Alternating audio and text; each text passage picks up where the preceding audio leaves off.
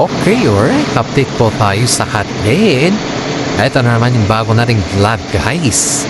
Ito si Alden Richard po ay nagbigay ng peace offering din kay Catherine Bernardo. Pero, in fairness kay Alden ngayon medyo hindi na sa yung malapit na kay Catherine. Parang sa tingin ng mga karamihan, guys, umiiwas siya. Kasi nga po, ayon dito sa ating legit na sources ay si Mark Alcantara po ay nagsiselos na pala. Grabe yung pagsiselos ni Mark kay Alden Richard dahil nakikita naman ng karamihan na si Alden Richard po ay very friendly kay Catherine Bernardo. At syempre guys, hindi mo naman maiwasan yun po sa atin. Isipin mo na lang guys na yung dati silang magkasama sa isang movie tapos biglang dumating si Mark Alcantara, mahirap naman yun na biglain mo yung sarili mo o biglain mo yung mga fans na maiiwasan, di ba? Ayun nga dito guys sa ating mga nasagap na balita mismo sa loob ng showbiz guys na si Titsoy daw ay hindi na tinatawag ni Catherine Bernardo na Tson. Kasi ang Tisoy daw na tawag sa kanya is napaka-special daw yun guys. Pero, dahil sanay naman si Alden Richard na tinatawag sa Tisoy ni Kat, ay parang wala din yun, kumbaga guys is walang hindi yun mahalaga or walang meaning yun. Pero sa mga fans ng mga kay Mark guys, kasi may fans na kasi si Mark, may binubuo na kasi silang fans para kay Mark at kasi Catherine, ay big deal pala yun. Kaya pala todo selos ito at todo pinapaiwas na rin ni Mark si Alden dahil nakikita daw ni Mark na very close daw sa Alden sa lahat ng bagay. Lalo na daw kay Catherine Bernardo. Aba, kahit naman siguro sino kung kapartner mo, tandem mo o kalab team mo ng isang tao. Aba, syempre, very close ka dyan. May mga fans na nga na nakakanda gusto sa mga tandem dahil may mga chemistry na sila, diba? Pero itong si Mark, parang iniisip niya na napaka-selfish naman niya pagdating sa kala-kala. Sa showbiz, pumasok na din yan si Mark sa showbiz, kaso nga lang hindi siya sumikat kagaya nila Catherine Bernardo at saka si Alden Richard guys. Hindi siya sumikat. Konti-konti lang, parang pa-extra lang. Yan yung nasagap natin na balita. Pero dahil sa pa-extra lang siya, hindi niya na natagumpayan yung kanyang karga sa showbiz. Nang kanyang natagumpayan guys ay pagiging isang piloto. Pagiging isang politician. Maraming mga natisel po ang hindi naiintindihan si Mark sa kabila ng kanyang pagiging selfish niya sa career ni Catherine Bernardo. Sabi pa nga ng karamihan guys na bakit si Catherine ay mas binabuti niyang pinili si Mark kumpara kay Alden Richard. Sabi naman ng mga iba, siyempre puso ang sinusunod ni Catherine. Puso yung sinusunod niya. Kaya itong pinili niya si Mark. Ito ba yung sinasabi ng mga kaibigan ni Catherine na may pagsiselos na si Mark? Mahal pa ba?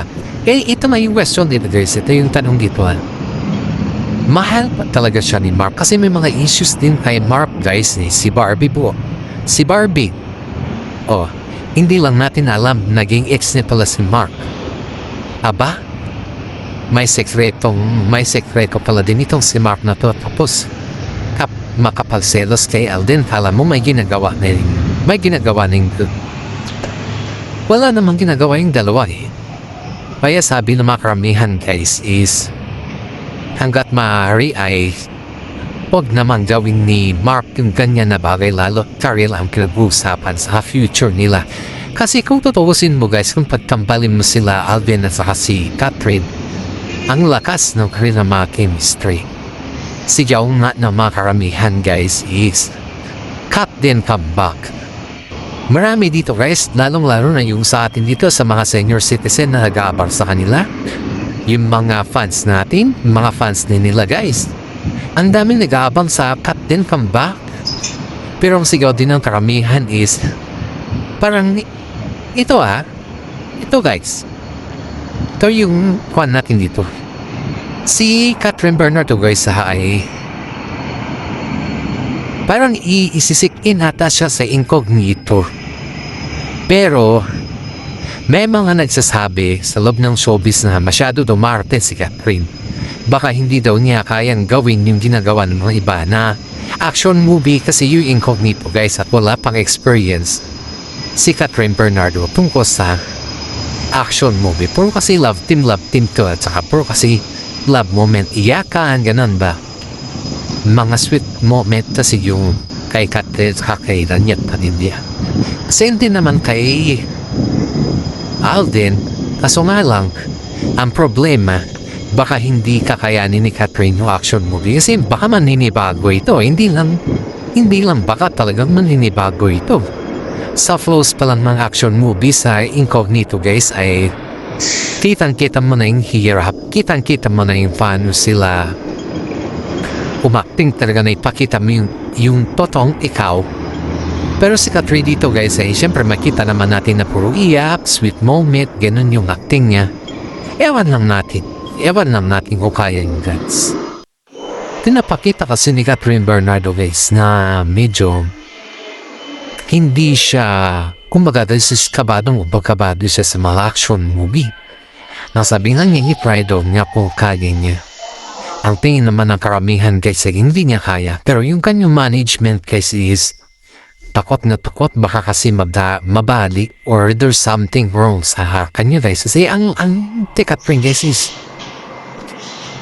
hindi pa pala niya na-try yung action movie. Kaya mga netizen po ay sinabi na hamba, cut din na lang. Kasi yung chemistry naman talaga nila is hinanap na or gustong-gusto ng ibalik yung mga fans nila.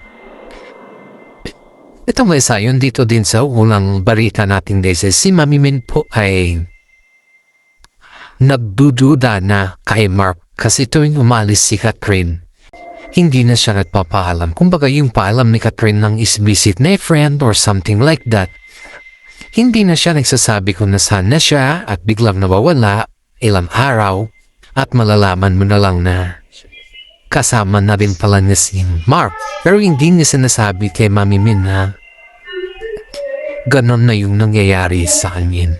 Siyempre bilang isang nanay guys ay mahirap manititi na hindi na nagpapaalam yung anak mo na talaga na napaka-honest niya. Pero so meron guys ay parang hindi pa na-adapt ni Mami Min yung ganun na ugali ni Catherine dahil sanay na sanay kasi siya kung kahit saan man pumunta si Catherine ay nagpapaalam pa rin siya.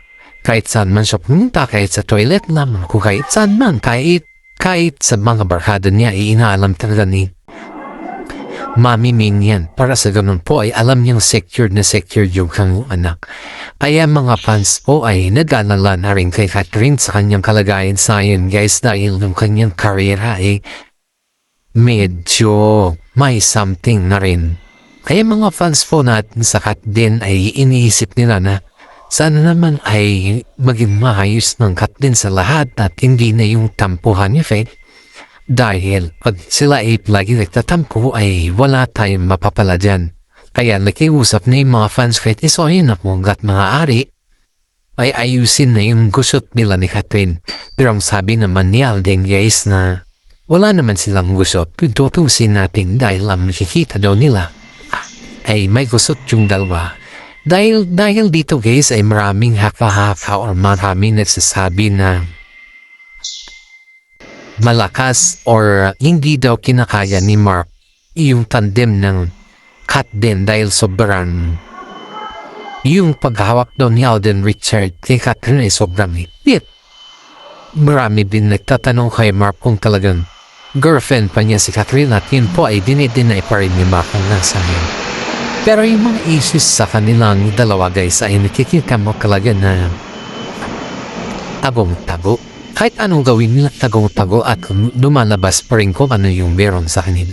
Ay marami mga netizen pang nasasabi na napakaswerte pa rin ni Alden Richard dahil nilagay siya sa posisyon na ganon at nakikita naman ng mga fans na gustong gusto siya ng mga tao. Kahit hindi niya fans ay gustong gusto siya, kaya hanggang dito na lang po yung ating updates. Maraming salamat at God bless po sa ating lahat.